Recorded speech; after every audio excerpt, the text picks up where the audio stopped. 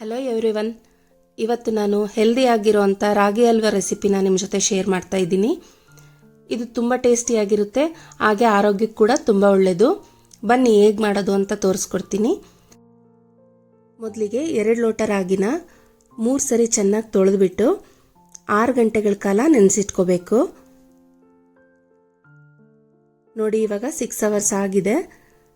ನಂತರ ಕೂಡ ರಾಗಿನ 2 ಸರಿ ಚೆನ್ನಾಗಿ ತೊಳೆದಿಟ್ಕೋಬೇಕಾಗತ್ತೆ. ಇವಾಗ 2 ಲೋಟ ನಾವು ರಾಗಿ ತಗೊಂಡಿರೋದ್ರಿಂದ 1.5 ಲೋಟ ನಾವು ಬೆಲ್ಲ ತಗೋಬೇಕಾಗತ್ತೆ. ಇದಕ್ಕೆ 1 ಲೋಟ ನೀರು ಹಾಕ್ಬಿಟ್ಟು ಮೀಡಿಯಂ ಫ್ಲೇಮಲ್ಲಿ ಈ ಬೆಲ್ಲನ ಕರಗಿಸ್ಕೋಬೇಕಾಗತ್ತೆ. ಇವಾಗ ನೆನೆಸಿಟ್ಕೊಂಡಿರೋಂಥ ರಾಗಿನ ಮಿಕ್ಸಿ ಜಾರ್ಗೆ ಹಾಕ್ಬಿಟ್ಟು 1/2 ಲೋಟ ನೀರು ಹಾಕ್ಬಿಟ್ಟು ಸಣ್ಣಗೆ ಇದನ್ನ ರುಬ್ಕೋಬೇಕಾಗತ್ತೆ. ನೋಡಿ, ಈ ಥರ ರುಬ್ಕೊಂಡಿದ್ದೀನಿ. ಇವಾಗ ಇದನ್ನ ಹಿಟ್ಟಿಡಿತೀವಲ್ಲ, ಆ ಜರಡಿನಲ್ಲಿ ರುಬ್ಕೊಂಡಿರೋ ಅಂಥ ರಾಗಿನ ಇದಕ್ಕೆ ಹಾಕ್ಬಿಟ್ಟು ಇದನ್ನ ಸೋಸ್ಕೋಬೇಕಾಗುತ್ತೆ. ಜರಡಿನಲ್ಲಿ ನೀರಿನಂಶ ಪೂರ್ತಿ ಇಳಿಯಲ್ವಲ್ಲ, ಆವಾಗ ಇದನ್ನ ಚೆನ್ನಾಗಿ ಹಿಂಡ್ಬಿಟ್ಟು ಒಂದು ಬೌಲಿಗೆ ನಾವು ಹಾಕ್ಕೋಬೇಕು.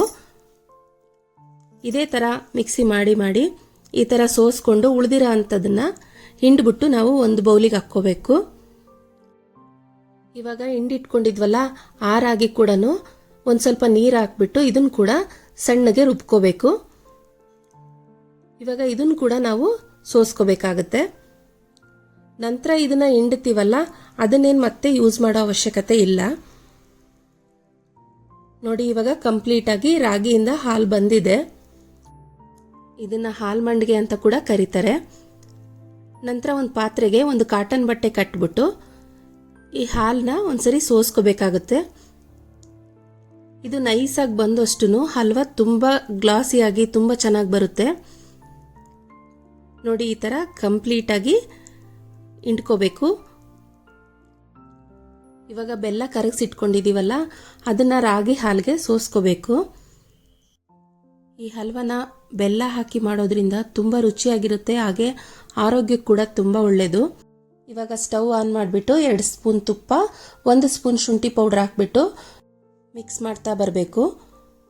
ಇದನ್ನು ಚೌಟಾಡೋದನ್ನ ನಿಲ್ಲಿಸಲೇಬಾರ್ದು. ಉರಿನ ಲೋ ಫ್ಲೇಮಲ್ಲೇ ಇಟ್ಕೊಂಡು ಈ ಕನ್ಸಿಸ್ಟೆನ್ಸಿ ಬರೋವರೆಗೂ ನಾವು ಆಡಿಸ್ತಾನೆ ಇರಬೇಕು. ಈ ರೆಸಿಪಿನ ನಮ್ಮಮ್ಮ ತುಂಬ ಹದವಾಗಿ ಮಾಡ್ತಾರೆ, ಹೇಳ್ಕೊಟ್ಟಿರೋದು ಕೂಡ ಅವರೇನೆ. ನೋಡಿ, ಈ ಥರ ಗುಳ್ಳೆನೂ ಬರಬೇಕು, ಹಾಗೆ ತಳನೂ ಕೂಡ ಬಿಟ್ಕೋತಾ ಬರಬೇಕು. ಇವಾಗ ಒಂದು ತಟ್ಟೆಗೆ 1 ಸ್ಪೂನ್ ತುಪ್ಪ ಹಾಕ್ಬಿಟ್ಟು ಸುತ್ತನೂ ಸವರ್ಕೋತಾ ಬರಬೇಕು. ಇವಾಗ ಹಲ್ವಾ ರೆಡಿಯಾಗಿದೆ. ನೋಡಿ ಯಾವ ಥರ ಗ್ಲಾಸ್ ಥರ ಕಾಣ್ತಾ ಇದೆ ಅಂತ. ಇವಾಗ ಇದನ್ನು ತಟ್ಟೆಗೆ ಸರ್ವ್ ಮಾಡ್ತಾ ಇದ್ದೀನಿ. ಈ ರಾಗಿ ಹಲ್ವಾ ರೆಸಿಪಿ ತುಂಬ ಟೇಸ್ಟಿಯಾಗಿರುತ್ತೆ, ನೀವು ಒಂದ್ಸರಿ ಮಿಸ್ ಮಾಡದೆ ಟ್ರೈ ಮಾಡಿ ನೋಡಿ. ಇವಾಗ ಇದ್ರ ಮೇಲ್ಭಾಗಕ್ಕೆ ಗಸಗಸೆ ಮತ್ತು ಒಣಕೊಬ್ಬರಿನ ಉದುರಿಸ್ಕೊತಾ ಇದ್ದೀನಿ. ಸ್ವಲ್ಪ ಲೈಟಾಗಿ ಇದ್ರ ಮೇಲೆ ಪ್ರೆಸ್ ಮಾಡಬೇಕು, ಆವಾಗ ಪೂರ್ತಿ ಹೊಂದ್ಕೊಳ್ಳುತ್ತೆ. ಇದು ಕಂಪ್ಲೀಟಾಗಿ ತಣ್ಣಗಾದ ನಂತರ ನಮಗೆ ಯಾವ ಶೇಪಿಗೆ ಬೇಕೋ ಆ ಶೇಪಿಗೆ ಇದನ್ನ ಕಟ್ ಮಾಡ್ಕೋಬೇಕು. ನೋಡಿ, ಇದು ಎಷ್ಟು ಚೆನ್ನಾಗಿ ಬಂದಿದೆ ಅಂತ ಗ್ಲಾಸ್ ಥರ ಕಾಣಿಸ್ತಾ ಇದೆ. ಈ ಹಲ್ವದ ಜೊತೆ ತುಪ್ಪ ಹಾಕ್ಕೊಂಡು ತಿಂದರೆ ತುಂಬ ರುಚಿಯಾಗಿರುತ್ತೆ. ನಾನು ಮಾಡೋವಂಥ ರೆಸಿಪಿಗಳು ನಿಮಗೆ ಇಷ್ಟ ಆದರೆ ಪ್ಲೀಸ್ ಒಂದು ಲೈಕ್ ಮಾಡಿ, ಶೇರ್ ಮಾಡಿ, ಕಮೆಂಟ್ ಮಾಡಿ, ಹಾಗೆ ನನ್ನ ಚಾನಲ್ನ ಸಬ್ಸ್ಕ್ರೈಬ್ ಮಾಡಿ. Thank you.